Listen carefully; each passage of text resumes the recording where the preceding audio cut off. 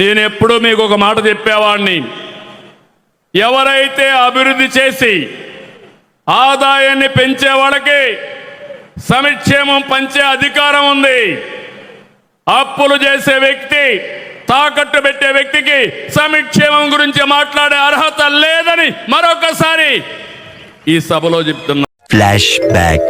నేను మీకు ఇచ్చే సంక్షేమ కార్యక్రమాలు అప్పులు చేసి ఇవ్వాల్సి వస్తుంది. ఇంకోసారి అప్పులు చేసి ఇవ్వాల్సి వస్తుంది. భాస్కర్ అవార్డు వచ్చేస్తుందండి ఆయనకి.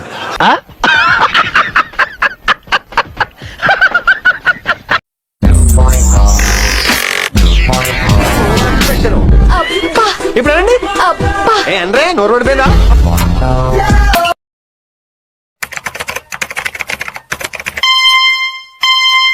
ఎంత బాధ వేసినట్టు వాళ్ళు మాట్లాడే విధానం చూసి. డబ్బులు ఇచ్చేయండి, డబ్బులు ఇచ్చేయండి అంటే డబ్బులు ఇచ్చి చేతులు దులుపుకుని వెళ్ళిపోమంటారు మమ్మల్ని. అదా మా బాధ్యత. అంటే డబ్బులు ఇస్తే ₹1 డబ్బు ఇస్తే బాధితులను ఆదుకోవడం కిందికి రాదని నారా లోకేష్ గారు అనుకుంటున్నారా? ఇంత చిన్న లాజిక్ ఎలా మిస్ అయ్యారు మీరు? I am big VP. तेरा बाप यहाँ छोड़कर गया था कि तेरी माँ? ₹1 ఎక్స్ట్రా కూడా వాళ్ళే అడిగారు. అరే వాళ్ళు అడుగుతారు వాళ్ళకేమైంది, వాళ్ళు ఆయన ఎంత బాధ అంటే చెప్పేసి వెళ్ళండి అంట. అసలు ఏం మాట్లాడుతున్నా తెలుస్తుందా? ₹1 ఎక్స్ట్రా కూడా వాళ్ళే అడిగారు.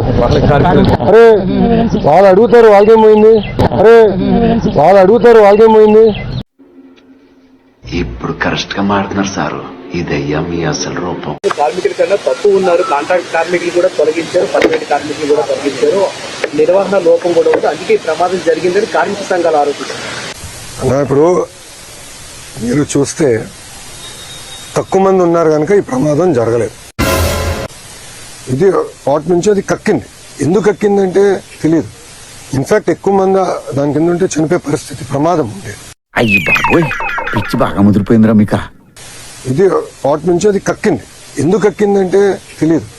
ఇన్ఫాక్ట్ ఎక్కువ మంది దాని కింద ఉంటే చనిపోయే పరిస్థితి, ప్రమాదం ఉండేది.